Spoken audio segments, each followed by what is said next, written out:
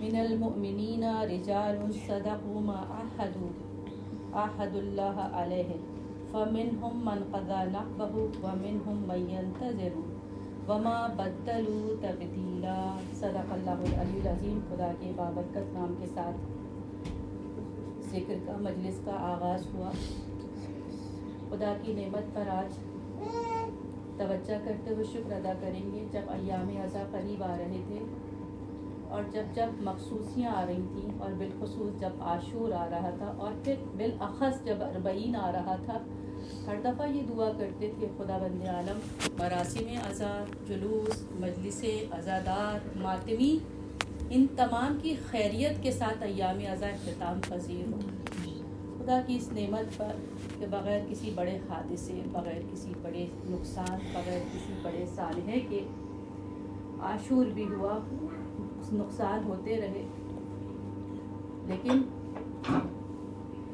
اتنے بڑے نقصان نہیں جو گزشتہ چند سالوں پہلے عاشور اور اربعین پر ہوئے۔ اربعین کا بھی بڑا اجتماع الحمدللہ بخیر و خوبی تمام ہوا، اور دنیا بھر میں اب شام وطن کی مجلسیں ہو رہی ہیں، کاروان حسینی کی واپسی کی مجلسیں، اور کل دنیا بھر میں جہاں کل 8 ہے وہاں واپسی کے جلوس ہوں گے، ہماری کے جلوس کے عنوان سے مشہور آخری جلوس ایام عزا کا۔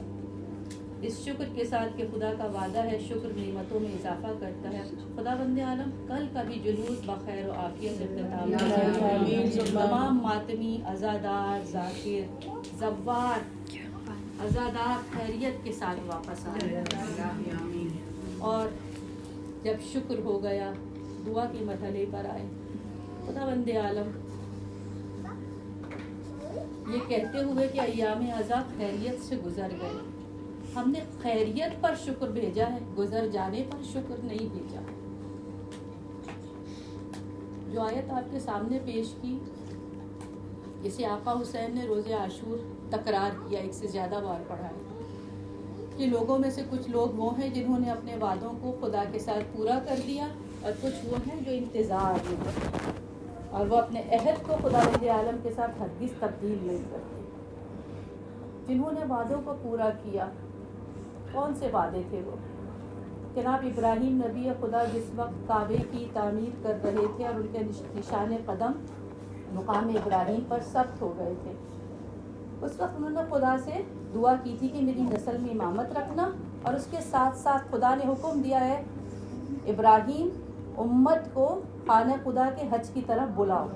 جناب ابراہیم نے اس بلند مقام پہ کھڑے ہو کے تمام امت کو، کیونکہ کعبہ منہدم ہو چکا تھا طوفان نوح کے بعد، جب اسے تعمیر نو ملا، دوبارہ حج کا سلسلہ شروع ہوا، اور سب کو لبیک کہا کہ آؤ حج کی طرف، کعبہ خدا دوبارہ سے بن گیا ہے، آؤ۔ کہتے جس نے صلب پدر میں اپنے باپ کی نسل میں پیچھے جس نے اس آدم جناب ابراہیم کی آواز پر لبیک کہا تھا، وہ تمام خانہ خدا کی زیارت، حج، طواف، عمرے کے لیے پہنچتا ہے۔ جس نے ایک مرتبہ کیا تھا لبیک وہ ایک مرتبہ، جس نے تکرار میں لبیک کہا تھا وہ اتنی مرتبہ وہاں پہنچتا ہے۔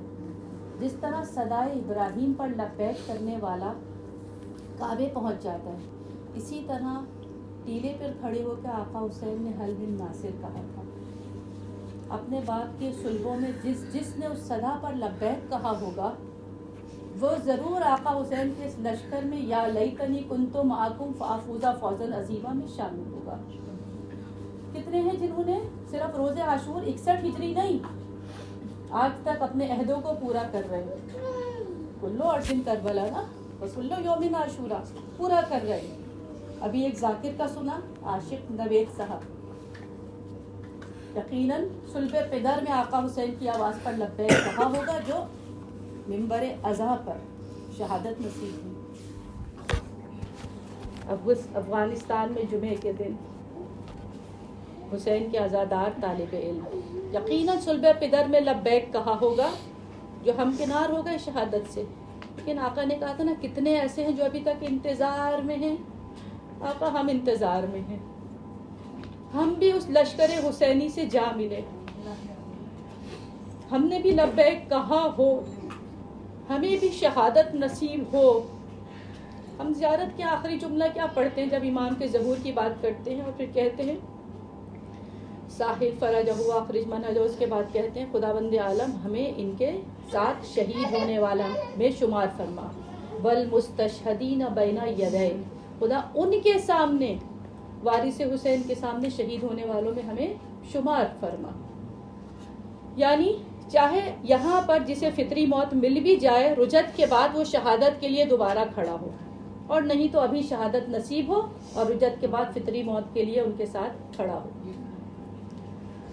اور مومنات، اس شکر میں پھر میں نے کہا کہ شکر خیریت پر ہے، الوداع پر نہیں ہے، گزر جانے پر نہیں ہے. جس طرح رونے کے لیے کافی ہے شبیر تیرا نام، اسی طرح پیٹنے کے لیے کافی ہے کہ یہ الوداعی مجلس ہے. کچھ نہ کہیں، کچھ نہ سنے، بس یہ تصور کریں کہ یہ الوداعی ہے. حسین کو الوداع نہیں ہے، فرش عزا الوداعی ہے. کافی ہو جائے گا. کتنی بڑی محرومی کل سے، یعنی کل شب سے، اس وقت سے مغرب گزرے گی، ہم اس حصار سے باہر نکل جائیں گے جو حصار ہم کو ملا ہوا تھا. کتنی بڑی محرومی ہے. جتنے نام ہم نے اس فرش عزا کو دیے تھے، ہم نے نہیں دیے تھے، ہمیں بتائے گئے تھے، ہم نے اس پہ توجہ کی تھی. ہر اس نام کے ساتھ ہماری جدائی ہے. یہ مکالمہ گاہ امام حسین تھا نا، یہاں حسین باتیں کرتے تھے، کبھی ذاکر کی زبان سے کرتے تھے، کبھی دل میں القا ہوتا تھا. کتنی ناسمجھ ہونے والی گتھیاں یہاں بیٹھ کے حل ہو جاتی تھی. یہ مکالمہ گاہ نہیں ملے گا. سمجھتے ہیں نا، کچھ علاقے ہیں جہاں پر ٹاور زیادہ ہوتے ہیں، کہتی ہیں سگنلز بہت آ رہے ہیں، انٹرنیٹ بڑا اچھا چلتا ہے. شمالی علاقوں میں پہاڑوں پہ چلے جاؤ، کہتے ہیں یہاں پر سگنل ویک ہے. کچھ دنیا کے علاقے ایسے ہیں، گلف میں، دبئی میں، جہاں پورا سٹی، پورا ڈاؤن ٹاؤن ایسا ہے جہاں انٹرنیٹ فری ہے. پتہ لگ رہا ہے کنیکشن کہاں سے مضبوط ہو جاتا ہے. آپ کے پاس ذاتی نہ ہو لیکن کنیکشن وہاں پر آپ کو پرووائڈ کر دیا گیا. مالز میں جاؤ، وہاں فری کنیکشن ہے. اس کے بعد جب اپنے گھروں میں آؤ تو کہتے ہیں ہمارا اپنا ذاتی کنیکشن ہے. اس کے بعد جب جنگلوں، ویرانوں، پہاڑوں، شمالی علاقوں میں جاؤ، کہتے ہیں وہاں سگنل نہیں ہے. یہ جو ایام ازاں تھے نا، یہ فری سگنل والا زمانہ تھا. یہاں ادھر آ کے بیٹھے، ادھر کنیکٹ ہو گئے، مکالمہ گاہ تھا. اب ادھر سے نکلیں گے تو ایسا ہی ہے جیسے آبادی کربلا سے ویرانی دنیا میں چلے جائیں گے. ویرانوں میں جائیں گے، بیابانوں میں آ جائیں گے، پہاڑوں پر جہاں سگنل نہیں ہے، مگر یہ کہ اپنا بڑا اسٹرانگ ٹاور لگا ہوا ہو، کنیکشن کرتا ہو. محرومی صرف ایک نہیں ہے یہاں. اگر یہ مکالمہ گاہ تھا، لپیٹ دیا جائے گا. یہ جلوہ گاہ تھا، یہاں حسین تجلی کرتے تھے، نظر آتے تھے. یہ کہنا مبالغہ نہیں ہے کہ نظر آتے تھے. یہاں منظر دکھایا جاتا تھا. کبھی کوئی نشیب کا ذکر پڑتا تھا، پردہ اٹھ جاتا تھا، اس نشیب کو، ان پتھروں کے ڈھیر کو لوگ دیکھتے تھے. کبھی کوئی قاسم کا حال پڑتا تھا، پردہ اٹھا دیا جاتا تھا اور لوگ ان ٹکڑوں کو آقا کے ساتھ جا کے چومتے تھے. یہ جلوہ گاہ تھا. اس سے بھی محرومی ہے کہ اب یہ جلوے نہیں ہیں، یہ شفا خانہ تھا. ہر غم میں کربلا نے سہارا دیا مجھے. شفا خانہ تھا نا. دل کے دکھی، پریشان حال، غم دنیا سے گھبرائے ہوئے. ہر غم میں کربلا نے سہارا دیا مجھے، ہر غم غم حسین میں تحلیل ہو گیا. آیا جو مشکلات میں شبیر کا خیال، شکوہ بدل کے شکر میں تبدیل ہو گیا. شفا خانہ تھا، غم دنیا کا علاج تھا، بدن کا علاج تھا. یہاں کا شربت سبیل کا ہو، پانی ہو، شفا تھی، آنسو ہو شفا تھی، فرش کی خاک ہو شفا تھی، خود یہ فرش ہو شفا تھا. یہ شفا خانہ اگر صرف محرومیوں پہ نظر کر لینا، کل سے یہ لپیٹ دیا جائے گا. آقا حسین کو الوداع کہنے کی جسارت نہیں ہے، یہ الوداع تو اس فرش کی ہے.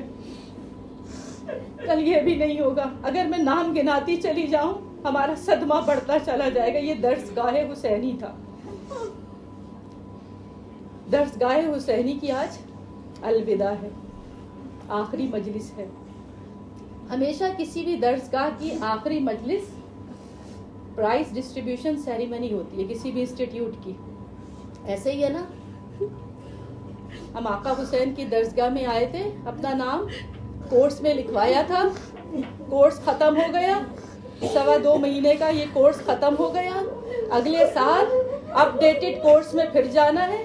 لیکن جب آج آخری کورس ہے، ہر جگہ آخری دن کسی بڑے چیف گیسٹ کو بلایا جاتا ہے انسٹیٹیوٹ میں اور کہا جاتا ہے کامیابی کے اعتبار سے سند بانٹ دیجیے، انعام بانٹ دیجیے. آج اس انسٹیٹیوٹ کی آخری مجلس، درسگاہ کا آخری اجتماع. آج یہاں چیف گیسٹ کون ہوگا؟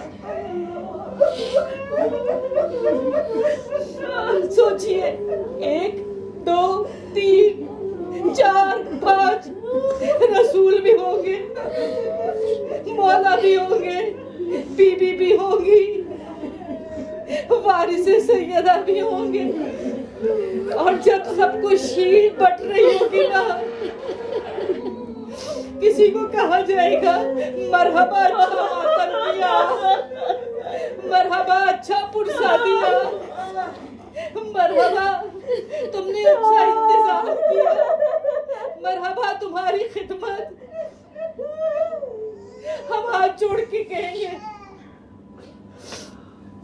کہ مولا ہر انسٹیٹیوٹ میں سارے کامیاب تو نہیں ہوتے نا، کچھ رہ جانے والوں کو دوبارہ موقع ملتا ہے سپلیمنٹری میں.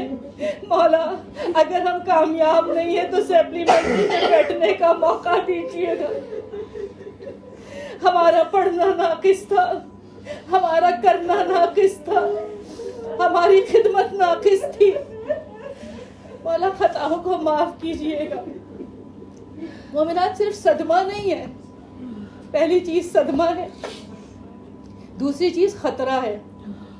ایک طرف تو صدمہ ہے کہ یہ ایام جا رہے ہیں، جتنے نام اس عزا کو ملے تھے نا، اگر ایک ایک پر ذکر کرے تو مجلس تمام ہو جائے کہ اتنے صدمے ہیں آج. ایک طرف صدمہ، دوسری طرف خطرہ ہے. خطرہ کیا؟ ایام اللہ کے بعد جب ہم 30 دن کے بعد باہر نکلتے ہیں تو ایک خطرہ ہوتا ہے کہ ہم خدا کی پناہ سے اب باہر ہیں، اور ہم بھی باہر ہیں، وہ بھی جو زنجیر میں باندھا گیا تھا وہ بھی باہر ہے، اور وہ جو اب آزاد ہو کر آئے گا زیادہ حملے کرے گا. ہمارا خطرہ بھی یہی ہے. ان 2 مہینے ہم حصار میں تھے، نفس کا حصار، فرش عزا کا حصار، ماحول کا حصار، ذکر سننے کا حصار. ہم زیادہ محتاط تھے. اب عنوان بدل جائے گا، فرش بچھیں گے عزا کے نہیں ولا کے، اور خود بخود اس حصار میں نرمی آ جائے گی، ڈھیلا پڑ جائے گا. مباح کے نام پر جو خود پر ہم نے سختیاں کی ہوئی تھی، مباح کے نام پر وہ سختیاں اب کھلنا شروع ہو جائیں گی. اب ہم اپنے آپ کو خود کہیں گے مجلس میں تو نہیں جا رہے، میلاد میں جا رہے ہیں، کچھ تیار ہو جاؤ، کچھ حلیہ تبدیل کر لو، کچھ انداز بدل لو. بس یہ وہ چور دروازے ہوں گے جس خطرے کی ہم زد پر ہیں. حلیے سے بات شروع ہوگی، محفل کی گفتگو اس کے اندر شامل ہوگی، ذہن کے اندر تبدیلی، قلب کے اندر تبدیلی. ہم خطرے کی زد پر ہیں. اور ایک اور خطرے کی طرف توجہ دلاؤں. جب چھٹے مولا امام جعفر صادق علیہ السلام صلی علی محمد محمد کی بارگاہ میں اطلاع دی گئی کہ مولا آپ کے صحابی کی والدہ گزر گئی ہیں. مولا نے اس صحابی سے تعزیت کی اور تعزیت کے فوراً بعد تاکید کی اب زیادہ احتیاط کرنا، اب گھر سے باہر نکلنا صدقہ دے کر نکلنا، گھر سے باہر نکلنا زیادہ محتاط ہو کے نکلنا، اب لوگوں سے میل جول میں زیادہ احتیاط برتنا، بحث مباحثے سے اجتناب کرنا. کہا مولا کیوں؟ تعزیت کی تھی، یہ کیوں؟ کہا تمہاری ماں کی دعاؤں کے سبب کتنی بلائیں ایسی تھیں جو آ کر ٹل جاتی تھی، تمہیں خبر بھی نہیں ہوتی تھی. اب وہ رحمت تم سے اٹھا لی گئی ہے، اب زیادہ احتیاط کرنا. ایسے ہی ہے، وہ فتنے زمانے کے پہلے بھی موجود تھے، لیکن اس حصار اذى کے سبب ہم تک پہنچ نہیں رہے تھے، پہنچنے سے پہلے پلٹ جاتے تھے. لیکن اب ہم اس حصار سے باہر نکلیں گے نا، اب پلٹنے کی کوئی ضمانت نہیں ہے، اب اپنی احتیاط خود کرنی ہے. پہلی محرومی، دوسرا خطرہ، تیسری ذمہ داری. جب کسی انسٹیٹیوٹ سے کورس مکمل ہو جائے تو کہا جاتا ہے تھیوری پڑھ لی، پریکٹیکل کیجئے جا کر. آپ نے سیکھ لیا، اب جائیے جو سیکھا ہے اسے انجام دیجئے. 2.25 مہینے کے اس انسٹیٹیوٹ میں آپ نے بہت پڑھا، میں نے بہت پڑھا، مجھے پڑھایا گیا، مجھے سنایا گیا، مجھے سکھایا گیا. دنیا کی کسی بھی انسٹیٹیوٹ سے، بہترین انسٹیٹیوٹ سے آپ کام کر کے نکلے، سیکھ کر نکلے، ڈگری لے کر نکلے. ڈگری الگ چیز ہے، لیکن جب آپ پریکٹیکل کریں گے تو پتہ لگے گا. آپ نے بہت اچھی بیکنگ کوکنگ کلاسز لی، آپ کو سند مل گئی، لیکن جب آپ پکا کے کھلائیں گے کسی کو تو پتہ لگے گا آپ نے کیا سیکھا. ہر فن میں ایسا ہی ہے، جب آپ اسے کریں گے تو پتہ لگے گا. کبھی آپ سے بگڑ جائے گا، جب بگڑ جائے گا تو لوگ کیا کہیں گے؟ اچھا بنے گا تو نہیں کہیں گے، اچھا بنے گا کیا کہیں گے؟ ظاہر ہے اتنے اچھے انسٹیٹیوٹ سے کیا تھا، اچھا تو ہو نہیں تھا. اور برا بن جائے گا تو کیا کہیں گے؟ وہاں سے سیکھا تھا ایسا، یہ سکھاتے ہیں، یہ بتاتے ہیں. سمجھ میں آیا؟ خطا میری ہوگی، بدنام انسٹیٹیوٹ ہوگا. یہ سیکھا تھا، یہ بتایا تھا، یہ کیا جاتا ہے. اب ذمہ داری ہے، جو 2.25 مہینے تھیوری پڑھی تھی اس کا پریکٹیکل کرنا ہے. ایسا نہ ہو میری وجہ سے میرا انسٹیٹیوٹ بدنام ہو جائے کہ یہ سکھایا جاتا تھا، یہ بتایا جاتا تھا. ایک تو یہ ذمہ داری ہو گئی. اب آگے بات چلائیے صلوات بر محمد اللہم صلی علی محمد وآل محمد. یہ جو آقا حسین کا معاملہ ہے نا، جسے رسول کی زبان میں کہا گیا، مسلمان اور مومن کا جسے فرق کہا جاتا ہے، خدا کا رحمان اور رحمانیت 2 الگ لقب، ایک ہی روٹ ورڈ سے، ایک ہی جڑ سے 2 الگ لفظ، لیکن دونوں میں کتنا فرق ہے؟ 1 اور 99 کا. یعنی خدا کے رحم کے اگر 100 گوشے ہوں تو 99 ایک طرف اور ایک طرف. رحم ایک ہے، رحمانیت 99 ہے. اور وہ یہی فرق ہے. جب چھٹے مولا امام جعفر صادق علیہ السلام سے پوچھا گیا صلی علی محمد کہ خدا کی اس کلمے میں جسے ہر کام کے آغاز میں پڑھنا ہے، بسم اللہ الرحمن الرحیم، خدا کی ایک ہی صفت کا تکرار 2 مرتبہ کیوں ہوا؟ آپ نے ارشاد فرمایا الرحمن لجمیع خلقہ والرحیم للمؤمنین خاصہ. خدا رحمان ہے تمام خلقت کے لیے، اور خلقت میں صرف انسان نہیں ہے، حیوانات بھی ہیں، جمادات بھی ہیں، شجر بھی ہیں، پہاڑ بھی ہیں، دریا بھی ہیں، ہوا بھی ہیں، سب کچھ ہے. تمام جمیع مخلوق کے لیے خدا رحمان ایک، اور صرف مومنین کے لیے رحیم 99. رحمان اور رحیم، مسلمان اور مومن، فرق کتنا زیادہ ہے. کیسے پتہ لگے گا؟ رسول خدا احمد مجتبیٰ سرکار رسالت صلی اللہ صلی علی علیہ محمد وآل محمد. کیا مردوں کی مجلس ختم ہو گئی ہے؟ بس پھر ہم بھی اپنے ذکر کو سمیٹیں گے. تمام رسول اکرم جس وقت یہ حدیث ارشاد فرماتے کہتے ہیں ان محبت الحسین فی قلوب المؤمنین، ان للحسین محبت و مکنونہ فی قلوب المؤمنین، کہ خداوند عالم نے آقا حسین کی محبت کو چھپا کر صرف مومن کے دل میں رکھا ہے. مسلمان کون ہے؟ لا الہ الا اللہ محمد الرسول اللہ. مومن کہاں پتہ لگے گا؟ محبت مکنونہ، ادھر حسین کا نام آئے، ادھر گرد جھڑ جائے. ادھر بھٹکا ہوا یو ٹرن لے لے, ادھر بھولا ہوا واپس آ جائے. مومن کون ہے؟ جس کے دل میں حسین کی محبت, ادھر لفظ حسین آئے. ویسے تو یہ سارے کے سارے ہی تمام کے تمام آئمہ کشتی نجات بھی ہیں اور چراغ ہدایت بھی ہیں, سب کے سب ہے.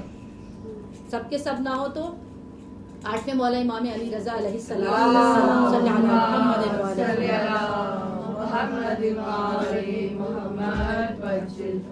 8ویں مولا جنہوں نے خود یہ روایت ارشاد فرمائی ہے نا کہ لہنو سفینۃ النجات و سفینۃ الحسین او سعو و اسرعو, ہم سب ہیں سفینے لیکن آقا حسین کا سب سے وسیع بھی اور سب سے زیادہ تیز بھی ہے. وہی آقا جس وقت آپ کے روزے کی تعمیر ہو رہی تھی, شیخ بہائی, آپ نے وہاں کے معمار کو, جو انجینئر تھا بلڈنگ کو بنا رہا تھا, اسٹرکچر کھڑا کر رہا تھا, شیخ بہائی خود انجینئر ہے. آپ انجینئر بھی ہیں, عالم بھی ہیں. آپ نے ایک تعویذ اس انجینئر کو دیا کہ یہ جو صدر دروازہ ہے اس کے اندر اس تعویذ کو تعمیر کے وقت لگا دینا ہے, اس تعویذ کو تعمیر کے اندر چن دینا ہے. تاکید کر دی. اگلے دن صبح دن گزر گیا, اگلے دن آ کے رپورٹ لی اپنی, کیونکہ وہ ہیڈ انجینئر ہیں, سارے انجینئرز کے اوپر بھی نگران ہے. پوچھا کیا تم نے وہ تعویذ لگا دیا صدر دروازے پہ؟ رو کے کہتا ہے نہیں لگایا. وہ سمجھے شاید بھول گیا. کہا ٹھیک ہے ابھی کنسٹرکشن کا کام جاری ہے, آج لگا دینا. اگلے دن پھر آ کے پوچھا, کہا نہیں لگایا. رو رہا ہے, کہا نہیں لگایا. اب ذرا سختی سے کہا کہ اب دیکھو یہ فائنل ہو جائے گا یہ دروازہ, اس کے بعد یہ فنیشنگ پر آ جائے گا, پھر بیچ میں ڈالنا مشکل ہو جائے گا. آج لازم یہ تعویذ اس کی چنائی میں ڈال دینا. اگلے دن پھر آئے تو دیکھا زارو قطار ہو رہا ہے. کہا آپ مجھے سزا دیں یا کام سے معزول کر دیں, میں یہ تعویذ نہیں لگاؤں گا. کہا کیوں؟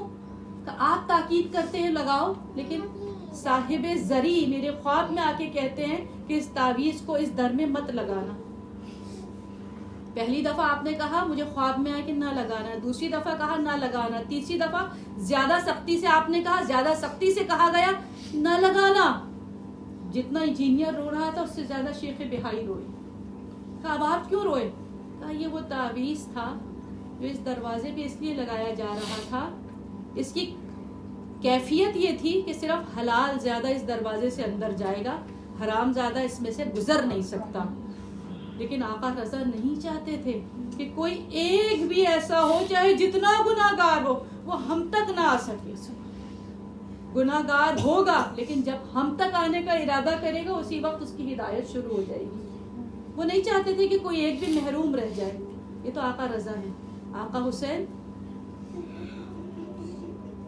صرف گناہگار نہیں, وہ شاہکار بنا دیتے ہیں. کتنے ایسے ہیں جو کربلا سے شاہکار بن گئے. ابھی میں رحمان رحیم, کیونکہ میں نے بیچ کی ساری باتیں چھوڑ دی ہیں, رحمان اور رحیم کا فرق بتا رہی تھی نا. رحمان اور رحیم میں 1 اور 99 کا فرق ہے. جب کہا جاتا ہے کہ جنت کے اور جہنم کے دروازوں میں فرق کیوں رکھا گیا تو یہی کہا جاتا ہے کہ خدا کا غضب اس کے رحم سے بڑھا ہوا ہے. جنت کے 8, جہنم کے 7 دروازے. لہا سبعۃ ابواب ولہا کل باب جزء مقسوم. جہنم کے 7 دروازے, ہر باب کا, ہر دروازے کا الگ الگ حصہ ہے. اور پھر کہا جنت کے 8 دروازے. پوچھا گیا کیوں؟ کہا اس لیے کہ یا من سبقت رحمتہ غضبہ, کیونکہ وہ ذات ہے جس کی رحمت اس کے غضب پر بڑھی ہوئی ہے. جہنم کے 7, جنت کے 8. لیکن جب اس کی رحمت بڑھی ہوئی ہے تو رحمت میں بھی تو ایک رحمان ہے ایک رحیم ہے. جنت رحمان, تو رحیم کے لیے کیا رکھا؟ جنت کے 8 دروازے, کربلا کے روضہ امام حسین کے 10 دروازے. رحمان سے رحیمیت کا سفر.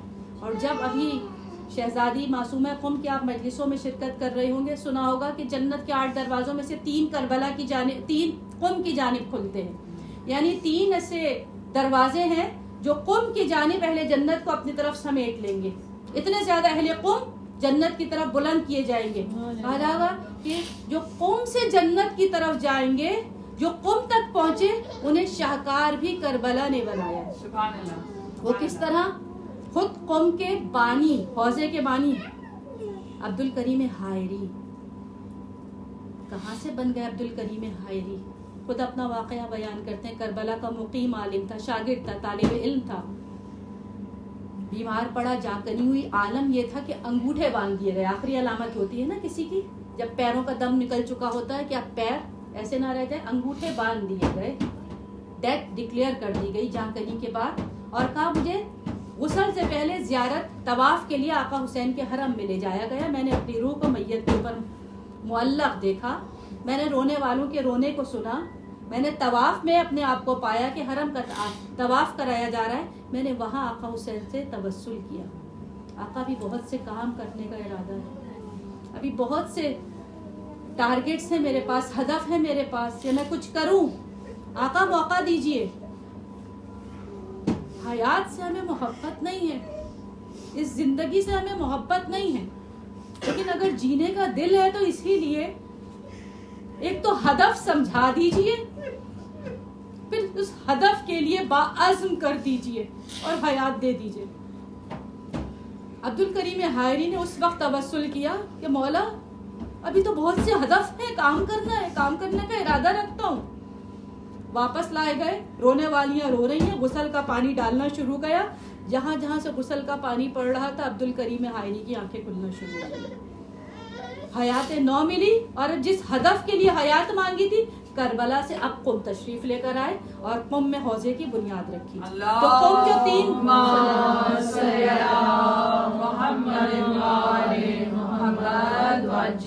قم جو تین دروازوں کا مالک ہے جنت کے، اس قم کو قم بنانے والے شاہکار بھی کربلا سے امداد لیتے ہیں. آیت اللہ تقی بہجت کیسے بنی؟ کہا جاتا ہے 20 سال کی کم سن عمر میں جو چند برس کربلا میں مقیم رہتے، 14 برس کی عمر میں گئے تھے قصب علم کرنے، چند برس رہے، وہاں سے وہ کشف لے کر آئے، وہ مقامات لے کر آئے. اب کیا واپس آ کے پلٹیں تو سوائے 2 یا 3، یہ کہتے ہیں 20 کرامات ہیں جو انہیں کربلا کے قیام میں نصیب ہوئی. 2 سے 3 سے زیادہ انہوں نے بیان نہیں کی کسی کے بارے میں، وہ بھی ازراہ گفتگو نکل گئی کہ مجھے یہ کرامات کربلا سے نصیب ہوئی ہیں، آقا سے نصیب ہوئی ہیں. تو قم کو قم بنانے والا بھی خود کربلا ہے. یہ کربلا، یہ آقا حسین کی محبت مکنونہ ہے فی قلب حسین، اور جس کے اندر بیدار ہو جائے اس کی ذمہ داری بڑھ جاتی ہے. کیسے؟ ابراہیم زکزکی ایک مالکی تھے نا، سنی فقہ کے ایک مالکی مسلمان، 1980 سے پہلے تک سنی مالکی مسلمان، لیکن محبت مکنونہ فی قلب مومن. ایک دفعہ چنگاری لگ جائے تو پھر وہ شعلہ ور ہوتی ہے، بھڑکتی ہے. آقا حسین نے ان کو پکڑ لیا اور پھر انہوں نے آقا کو نہیں چھوڑا. کیسی ذمہ داری اٹھائی؟ اکیلے نہیں بدلے، ابراہیم زکزکی اکیلے نہیں بدلے، 1 کروڑ نائجیرین کو مسلمان کر کے شیعہ بنایا. ذمہ داری کربلا کیا ہے؟ اپنی حفاظت، آقا حسین کی حسینیت کا فروغ. کیوں؟ یہ کب تک چلے گا؟ جب تک ظہور نہیں ہو جائے. آیت جو آپ کے سامنے پیش کی نا، کچھ ہیں جو ابھی تک انتظار میں ہیں اور اپنے وعدے کو تبدیل نہیں کرتے.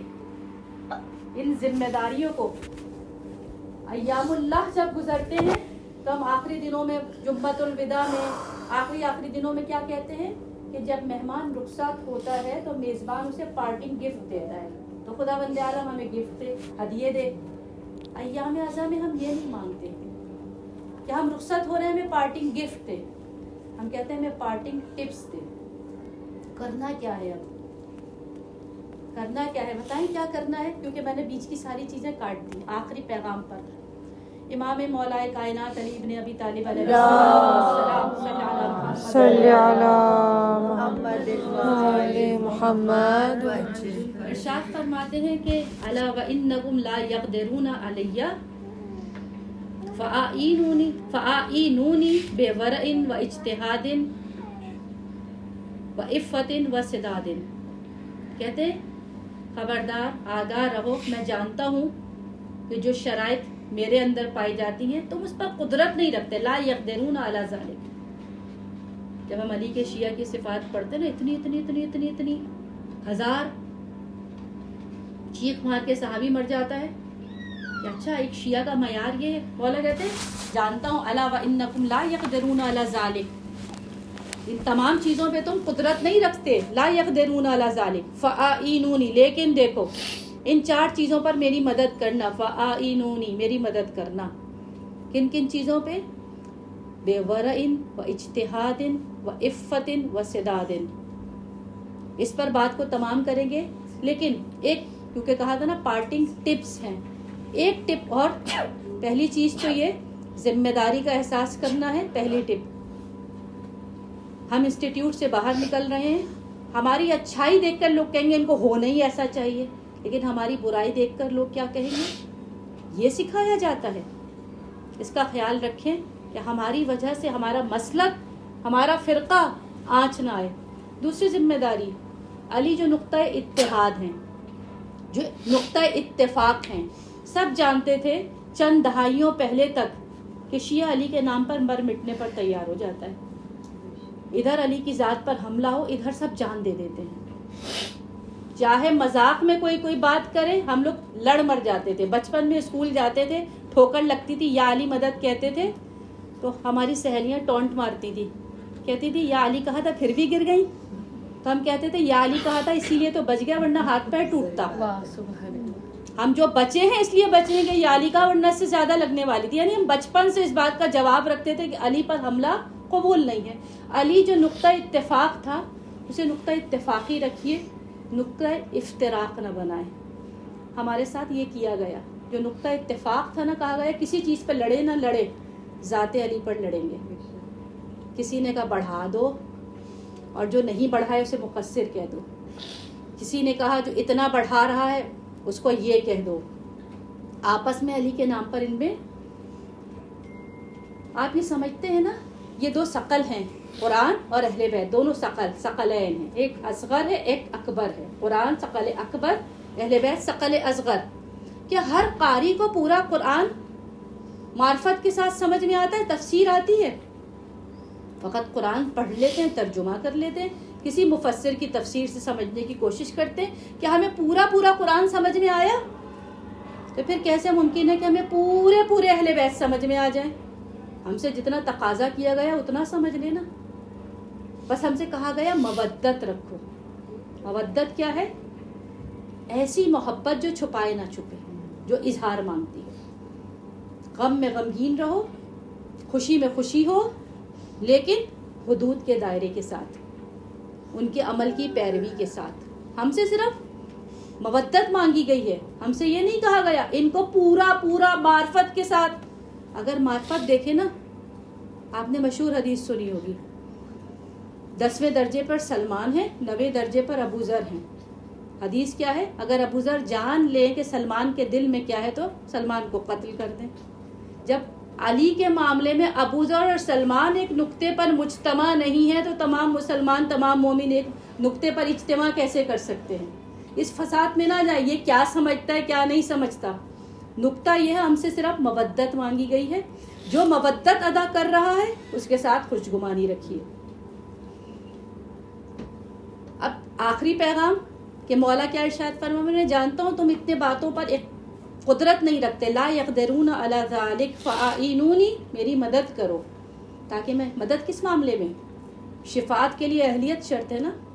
صلوات پر محمد اللہم صلی علی محمد وآل محمد وجل. شفاعت کے لیے اہلیت چاہیے. وہ شفاعت کرنا چاہتے ہیں، کہتے ہیں میری مدد کرو، یہ لے کر آ جاؤ تاکہ ہم شفاعت کریں. میری مدد، فاعینونی، تم میری مدد کرو ان چیزوں کے ذریعے. پہلی چیز بے ورعن، ورع کے ذریعے. ورع تقوی سے ایک درجہ آگے بڑھی ہوئی چیز. کم پر گزارا کرنا، نہایت محتاط ہونا. کم پر گزارا، نہایت محتاط ہونا. اور جس چیز کے بارے میں محتاط ہونا اس کا احتیاط کا اسٹینڈرڈ کیا ہے؟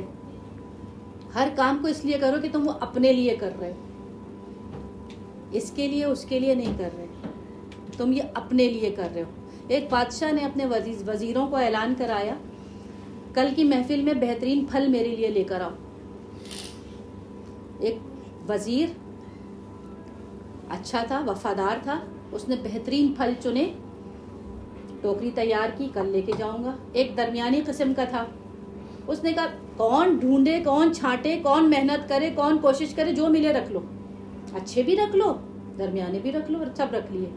इसी तरह कई तरह के लोगों ने रखे, और कुछ लापरवाह किस्म के लोग देखा, इतने सारे तो अच्छे अच्छे लेके जाएंगे, मैं क्यों ज़ाया करूं, अच्छे वाले अपने घर में छोड़ूं, मेरी बास्केट को कौन सा उसने खोल के देखना है, जहाँ जाके सब ढेर लगाएंगे मैं भी डाल दूंगा, इतने सारे अच्छों में मेरा भी खप जाएगा। तो वो खराब वाले लेकर गया। जब पहुंचे तो बादशाह ने नहीं कहा कि अपनी अपनी टोकरी खोल के दिखाओ, बादशाह ने कहा वो कैद खाना है, अपनी अपनी टोकरी के साथ जाओ, एक एक महीना कैद में रहना है। अब जो बेहतरीन लेकर गया था खैरियत के साथ बहुत अच्छा रहा, जो दरमियानी लेकर गया था वो गिरता पड़ता बड़ी मुश्किल से महीना पार करेगा, और जो सड़े हुए लेकर गया था क्या बचा उसके पास, चंद दिनों में ही फल साथ छोड़ गए, जिंदगी से हाथ धो बैठा। का यही मामला हमारा आखिरत के लिए है, हम जो करते हैं ना अपने लिए करते हैं। ये जो टोकरी तैयार कर रहे हैं, खुदा को मेरी नमाज और रोज़ा और इबादत और आज़ादारी की ज़रूरत नहीं है, ये टोकरी मैं अपने लिए बना रही हूँ, और मुझे इसके साथ एक महीना नहीं गुजारना, हुम फीहा खालिदून गुजारना है। तो सबसे पहली शर्त वरइन, कम पर गुजारा, बहुत मुहतात होकर, जो कर रही हूँ मैं अपने लिए कर रही हूँ, किसी के लिए नहीं कर रही। दूसरी चीज़ व इज्तिहादिन, इंतहाई कोशिश, जहद मुसलसल, एक अच्छी आदत बन जाए तो उसको पर फर्म रहना है, एक बुरी आदत है उसे छोड़ने के लिए अनथक मेहनत करना है। और हमारे पास बड़े मददगार वसीले वजीफ़े मौजूद हैं, हत्ता कि आयतुल्लाह तक़ी बहजत से सब एक शख्स ने कहा बड़ी राजदारी में जाकर कि क्योंकि आप आरिफ हैं, उस्ताद इखलाक हैं, मदद करेंगे, मुझे बताइए, मुझे नमाज जुर्माना लगती है, पढ़ तो लेता हूँ लेकिन इकरा के साथ, बस कर्जा उतारने वाली, जुर्माना लगती है। और बहुत खुल के कहता है क्योंकि आप तो वैसे ही अंदर का हाल जान जाते हैं, छुपाऊं क्या, जब वक्त आता है तो मुझे नफरत शुरू हो जाती है, उफ अभी ये भी पढ़नी है। तो फौरन आपको वो बताते हैं, सूरह यूसुफ की आयत से हवाला देते हैं, 113 वाले बंद, कि ऐसे हो जाओगे कि तुम्हें नमाज से मोहब्बत हो जाएगी। इज्तिहाद करना है ना अपनी ज़ात के साथ, किसी अच्छी आदत को अपनाने के लिए और बुरी आदत को छोड़ने के लिए, तो उस आयत से मदद लीजिए। इज्तिहाद, अली कह रहे हैं मैं चाहता हूँ कि तुम्हारी शिफात करूँ, तुम मेरी मदद तो करो, वरा के ज़रिए, इज्तिहाद के ज़रिए, व इफ़्फ़तिन, हया के ज़रिए।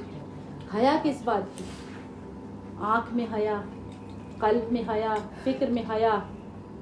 मासूमीन की रिवायत तो ये कि दीन इल्लल हया, क्या दीन हया के अलावा भी कोई चीज़ है? जैसे अल-हुब भी आता है, दीन इल्लल हुब, के हुब के अलावा कोई चीज़ है? हया भी है कि जब तक तुम्हारे अंदर हया मौजूद नहीं होगी, कहने में हया, कह सकते हैं कहने में हया, देखना चाहें देख सकते हैं लेकिन आँख में हया, कल्ब को बेकाबू करना चाहें छोड़ सकते हैं लेकिन कल्ब में हया, वजूद में हया, पे इफ़्फ़तिन, तुम्हारे वजूद में इफ़्फ़त होनी चाहिए, पहरा होना चाहिए। और चौथी चीज़ व सिदादिन, सिदात सद दीवार को कहते हैं, सख्त पनाहगाह, अपने चारों तरफ एक प्रोटेक्शन तैयार रखो। सिदात, तुम्हारे कदम भी ज़मीन पर खूंटे की तरह गड़े हुए हों और तुमने अपने लिए हिसार भी सिदात वाला बनाया हुआ हो, कोई तुम तक पहुंचे नहीं और तुम अपने मुकाम को छोड़ो नहीं, मजबूत और फर्म। और इस मजबूती और फर्मनेस को रखने के लिए हमने देखा बड़े बड़े आरिफ थे जो इस बात की प्रैक्टिस किया करते थे।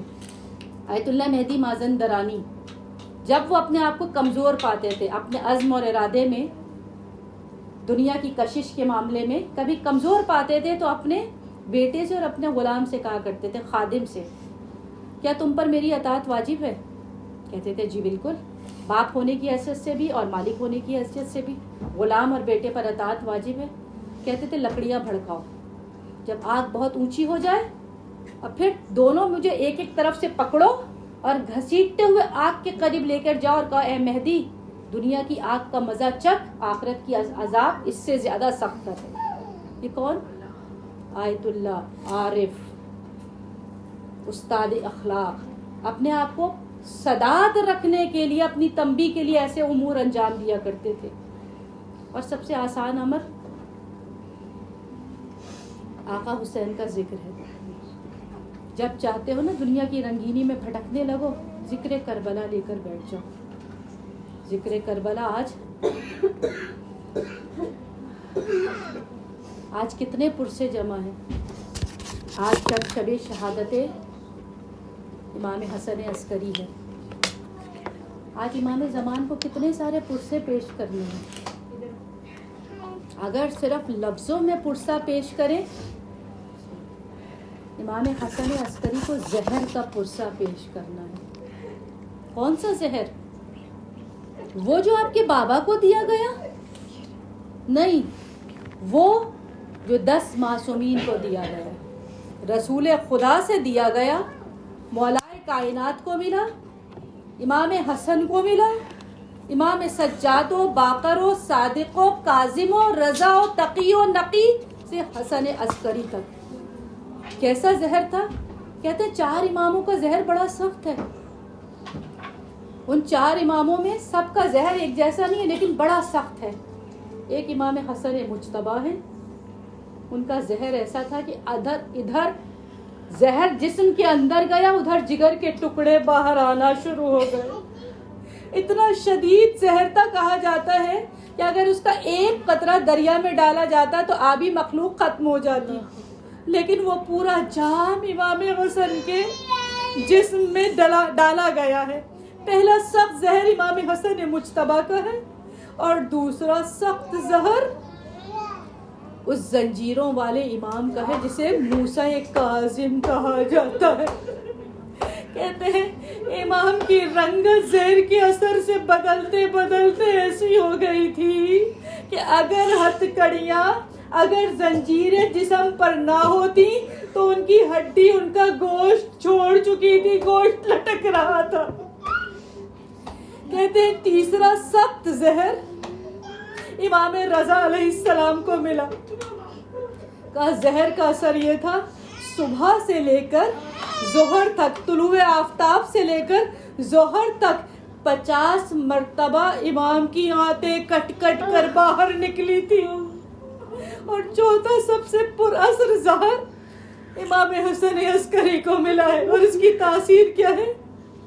یہ وہ نہیں تھا جو یکبارگی کام کرتا، بلکہ یہ وہ آہستہ زہر تھا جس نے اندر سرایت کر کے امام کو اندر سے گھلا دیا تھا. کہتے ہیں زہر ایسا تھا، ذرا سوچئے گا، 28 برس کا امام ہے، بستر سے اٹھ نہیں سکتا ہے، جام کو اپنے ہاتھ میں پکڑ نہیں سکتا ہے. جب ہم کربلا کے مصائب میں جناب زینب کا یہ حال سنتے ہیں نا، کہ جناب زینب کو بی بی زینب کو مولا سجاد نے بیٹھ کے نماز پڑھتے ہوئے دیکھا اور پوچھا سجاد، پوچھا پھوپھی اماں بیٹھ کے نماز پڑھتی ہیں؟ کہا بیٹا پانی اتنا کم آتا ہے، نقاہت بڑھ چکی ہے، زینب سے کھڑا نہیں ہوا جا رہا. زینب 54-55 برس کی ایک ضعیفہ ہے، اگر کھڑا نہ ہو پائے تو سمجھ میں آتا ہے، لیکن اگر ایک 28 برس کا شخص مستحب نہیں واجب نمازیں بیٹھ کر پڑھے، اور وہ شخص بھی امام ہو، تو سوچئے اس کے جسم کا کیا حال ہوگا. امام نے 8 ربیع الاول اپنی جان خدا کے حوالے کی ہے نا. 7 ربیع الاول آج کا دن جانتے ہیں کیسے گزر رہا ہے. امام نماز کے لیے بھی بستر سے نہیں اتر پا رہے ہیں. نماز کا وقت ہوا، آنکھیں کھولی، غش سے اٹھے ہیں، بیٹھے بیٹھے نماز پڑھ رہے ہیں. یہ رات بڑی سخت رات ہے امام زمان کے لیے. اس کی صبح یتیمی کی خبر لائے گی. صبح کے قریب جب میرے مولا نے اپنے خادم سے پانی مانگا، ہر مولا نے کس وجہ سے پانی کو طلب کیا؟ مولا سجاد کے مصائب سن لیں، جس مولا کے بھی مصائب سنیں کہ جب وقت شہادت آتا تھا پانی طلب کرتے تھے، پانی دیکھتے تھے، واپس کر دیتے تھے اور کہتے تھے ہائے حسین. مولا عسکری نے بھی پانی مانگا، خادم لے کر آ گیا. مولا نے لبوں سے لگانا چاہتا تھا، ہاتھ کانپ رہے ہیں. جام اٹھ کے لبوں تک آ نہیں پا رہا، ہاتھوں سے جام چھوٹ گیا، یا حسین کہا، بیٹا حجرے سے آ گیا۔ کچھ دیر گزرے گی اور میرا مولا یتیمی کا ماتم کرے گا۔ مولا آج آپ کو ایک نہیں، اگر ہم شروع سے کریں، آپ کو اس دروازے کا پرسہ دینا ہے جب آپ کی دادی نے آپ کو آواز دی تھی، یا مہدی ادرکنی، اے فضہ مجھے سنبھالو۔ مولا کو آج ایک اور پرسہ پیش کرنا ہے، جب زہر بھری تلوار تھی اور فستوں میں رب الکعبہ کی صدا تھی۔ علی جیسا مولا، ان کا انتقام ابھی باقی ہے، اور جو پرسے پیش کرنے ہیں نا، ان میں صرف زہر کا نہیں ہے۔ اب تک تو زہر کی بات ہوئی، اب پرسہ پیش کرنا ہے ان نیزوں کا، جو ایک طویل نیزہ کبھی اکبر کی چھاتی میں لگا، کبھی حسین کے پہلو میں لگا، کبھی وہ نیزہ قاسم کو چبھا۔ پرسہ پیش کرنا ہے اس گرز کا جو جناب قاسم کے سر پر لگا اور قاسم سنبھل نہ پائے، زمین پر آئے، اور پرسہ پیش کرنا ہے اس ایک اور گرز کا جو ایسے شیر کے سر پر لگا جس کے بازو قطع ہو چکے تھے۔ گرز کا سر پہ لگنا تھا، یہ حیدر کا لال زین سے زمین پر آیا۔ پرسہ پیش کرنا ہے اس خنجر کا جو کبھی رسول کے خیمے میں ڈالا گیا، خنجر کا جو حسن کے زانو میں ڈالا گیا، اس خنجر کا جس کی دھار کو توڑا گیا، اور توڑنے کے بعد ضربے مار مار کے قد قتل الحسینوں کی صدا سنائی گئی۔ پرسہ پیش کرنا ہے ان تیروں کا جو کبھی مشق سکینہ میں لگا، کبھی عباس کی آنکھ میں لگا، اور کبھی علی اصغر کے ننھے سے گلے میں لگا، جسے دیکھ کر ماں نے پوچھا تھا، مثلوں کا تنہار، اے بیٹے کیا تیرے جیسے بھی نہر کیے جاتے ہیں؟ پرسہ صرف خنجر و تلوار و نیزے اور زہر کا نہیں ہے، بلکہ پرسہ اس آگ کا ہے جو کبھی سیدہ کے دروازے پر تھی، کبھی شام غریبہ قیام میں تھی۔ پرسہ ان چادروں کا جو صرف لوٹی نہیں گئی تھی بلکہ نیزے مار مار کے سر زخمی کر کے کھینچی گئی تھی۔ پرسہ پیش کرنا ہے ان زنجیروں کا، ان رسیوں کا جس میں اسیروں کو باندھا گیا، کبھی بازاروں میں، کبھی درباروں میں، کبھی قید خانوں میں، اور پرسہ پیش کرنا ہے اس یتیمہ کا جو رہائی کی حسرت لیے زندان میں سو گئی، اور پرسہ پیش کرنا ہے اس شام وطن کا جب بہن اربعین کر کے پڑھتی کہ اربعین تیرا ہو گیا بھائی، حقد میرا ہو گیا بھائی۔ زینب کربلا سے جا تو رہی ہے، لیکن جانتے ہیں کیسے جا رہی ہے؟ کہتے ہر بی بی کی سواری کا رخ مدینے کی طرف تھا۔ ہودج پہ بیویاں بیٹھی ہوئی تھی، لیکن ہر ہودج سے سر باہر تھا، گردن مڑی ہوئی تھی، مڑ مڑ کے کربلا دیکھ رہی تھی۔ اے زائرین کربلا، آپ جانتے ہیں کربلا سے جدائی کس طرح ہوتی ہے. قدم بھاری ہوتے ہیں, پیر اٹھتے نہیں ہیں. زینب مڑ مڑ کے الوداع کر رہی ہے. ماں نے اپنے بچوں کو الوداع کیا, بہنوں نے بھائیوں کو الوداع کیا. مدینہ آ گیا. مدینہ آنے سے پہلے کلثوم نے مرثیہ پڑھنا شروع کر دیا. اے نانا کے مدینے, ہمیں قبول نہ کر, ہم لٹ کر آئے ہیں. بشیر نے منادی کر دی. بشیر کی منادی کرنا تھا کہ بشیر کہتا ہے لوگ جواب در جواب گھروں سے نکلو. اتنا گریا میں نے اس سے پہلے مدینے میں نہیں دیکھا تھا. میں سواری پر تھا, میں پیچھے رہ گیا, لیکن بنی ہاشم کے محلے سے, حسین کے گھر سے جو ایک دختر نکلی تھی ضعیفہ کے ساتھ, اس نے مجھ سے پوچھا اے بشیر تو نے کہا قافلہ آ گیا, بتا میرے بابا کا قافلہ کہاں ہے. میں نے نشاندہی کی, میں سواری پہ تھا, میں پیچھے رہ گیا. وہ دختر دوڑتی ہوئی گئی,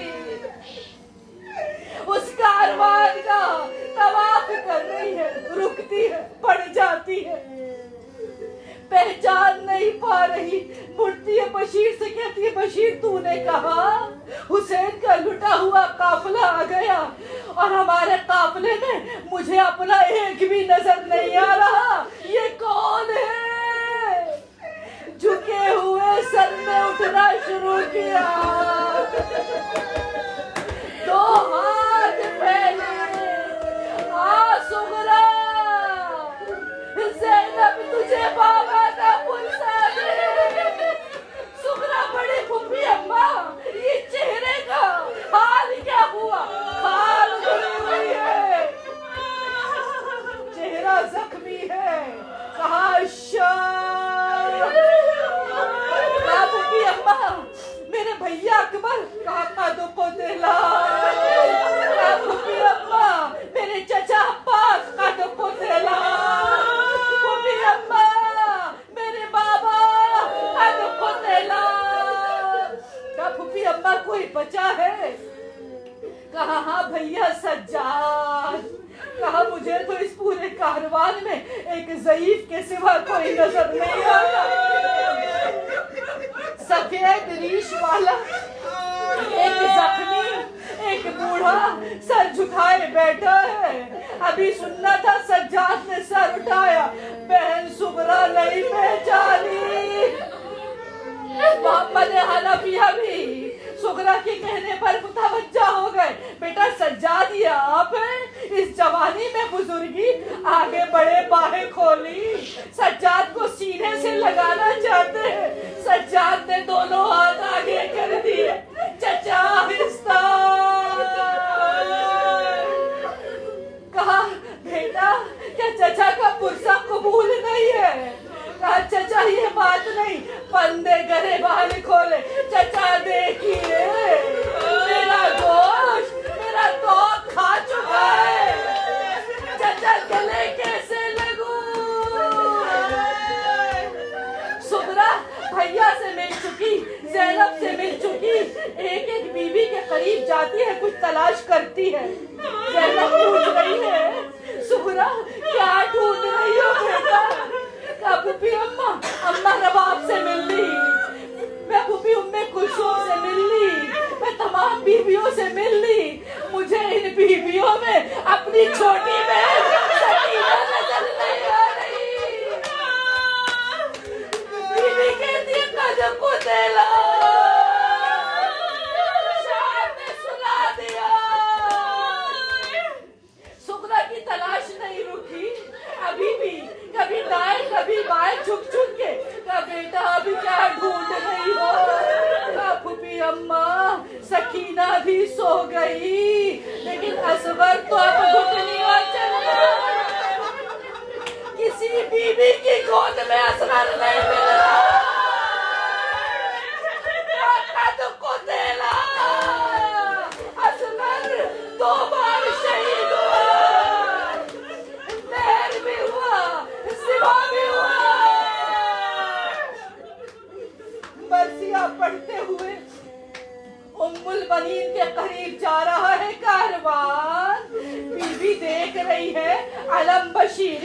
ہاتھ میں ہے. کہا بشیر یہ بتا یہ علم تیرے ہاتھ میں کیوں ہے؟ یہ میرے بیٹے کا علم ہے. بتا حسین کیسا ہے؟ بشیر ایک ایک کی خبر بتاتا گیا. بی بی آپ کا ایک بیٹا مارا گیا. بی بی کہہ رہی ہے مجھے حسین کی خیریت دے. کہا بی بی آپ کا دوسرا مارا گیا. بی بی ناسا ٹھوکی. کہا مجھے حسین کی خیریت دے. تیسرے بیٹے اور چوتھے بیٹے کی خبر شہادت سنا چکا تو ام البنین نے اپنی عصا کو ٹھوک کے کہا اے بشیر میں تجھ سے حسین کی خیریت مانگتی ہوں. تو مجھے میرے بیٹوں کا پتا بتاتا ہے. پتا حسین خیریت سے ہے. بشیر کہتا ہے قد قتلا. عصا چھوٹ گئی. ام البنین بیٹے اب کاروان محمد حنفیہ جناب صغرا جناب ام البنین کے ساتھ روضہ رسول پر چلا. کسی کے قدم ساتھ نہیں دے رہے. زینب روایت کے جملے ہیں جناب زینب نے چوکھٹ پر پہنچ کر رک گئی. اندر داخل نہیں ہو رہی. چوکھٹ پر کھڑی پکڑ کے کہتی ہے اے نانا ہمارے آنے کو قبول نہ کرنا. نانا ہم لٹ کر آئے ہیں. پھر کہتی ہے نانا سفر سے سوغات سفر لائی جاتی ہے. نانا سوغات پیش کروں. یہ کہہ کے اپنے پاس سے ایک کرتا نکالا. پوری کرتا چھدا ہوا کرتا پارا کرتا اپنے رسول پر اڑا دیا گیا. اپنے رسول لرزنے لگی. کہہ رہی ہوگی زینب اٹھا لے اس کرتے کو. اور زینب کہتی ہوگی نانا آپ سے تو کرتا نہیں دیکھا گیا. نانا میں نے تو 70 قدم سے اس کرتے کو لٹتے بھی دیکھا. اس کے ملبوس کو کٹتے بھی دیکھا. بیویاں روضہ رسول سے بقیہ کی طرف بڑھ رہی ہے. بیوی ہو بس اس جملے کو یاد رکھیے گا. گرجیے سال بھر پھر یہ ہوگا. آج الوداعی قصہ ہے اور آج ہمیں صرف ایک قصہ بھی پیش کر دینا تو کافی ہو جائے گا. اس بیوی کا جو کبھی بھی اپنے بچوں کو نہیں روئی ہے. جب بھی روئی حسرت کرتی تھی مجھے حسین پر رونے کی اجازت دو. میں حسین کا ماتم کرنا چاہتی ہوں. لٹی ہوئی زینب بقیے میں پہنچ گئی ہے. ہر بی بی قبر سیدہ پر پرسے دے رہی ہے. حال سنا رہی ہے. جب سب کے پرسے مکمل ہو گئے زینب آگے بڑھ کے کہتی ہے سجاد اگر بیویاں میری ماں سے مل چکی ہیں تو مجھے تھوڑی دیر اپنی ماں کے ساتھ رہنے دو. بیویاں پیچھے ہو گئی. سیدہ کی قبر پر زینب بیٹھ گئی. بیٹھ کر ہاتھ رکھ کے چپ کے باتیں کر رہی ہے. دکھی ہوئی بیٹی ماں سے تنہائی میں مل رہی ہے. اماں اکبر کا قاسم کا اصغر کا عباس کا حسین کا اما سارے پرسے لے لو. 72 کا پرسا دے چکی. اب زینب اور جھک گئی اور کہنا شروع کیا اما جب بھی روئی تیرے بیٹے کو روئی.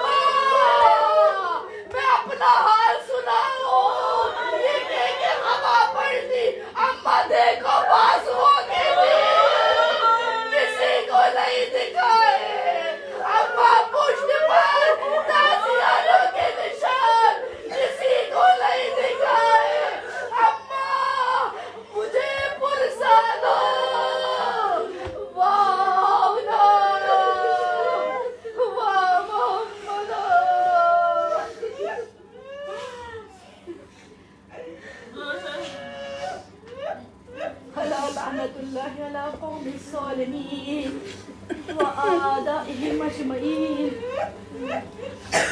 خداوند عالم ہم عزا کر کے اپنے گھروں میں جائیں گے, آرام سے بستروں پہ سو جائیں گے. یہ لٹا ہوا قافلہ گھر تو پہنچ گیا, لیکن آرام کہاں؟ سوگ میں, غم میں, ماتم میں, اجڑی بیویاں ہیں, ماں رباب ہے. خداوند عالم اس اجڑے ہوئے گھرانے کا واسطہ جن جن لوگوں نے فرش عزا بچھایا یا فرش عزا پر آئے ان کی خدمت کو قبول فرما. خداوند عالم ہماری طرح ہمارے کام ناقص ہیں, جو کمی رہ گئی ہو خدا بخش دینا. کرنے میں, پڑھنے میں, خدمت میں جو کمی رہ گئی ہو سیدہ معاف کیجیے گا.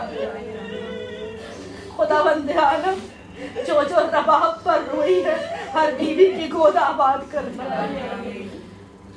جو جو زینب کی اسیری پر روئے ہیں خدا ان کے اسیروں کو رہائی دینا. اے خدا جو جو عباس پر روئے ہیں ان کے بھائیوں کو سلامت رکھنا. اے خدا جو جو سکینہ کو روئے ہیں ان کے بچوں کو مطیع و فرما بردار بنانا.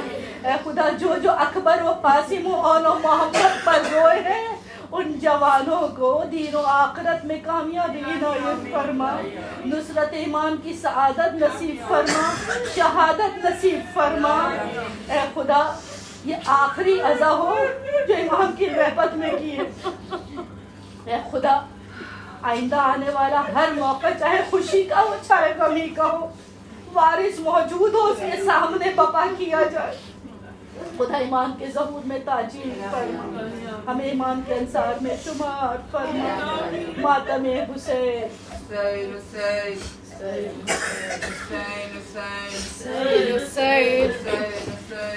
حسین حسین حسین حسین.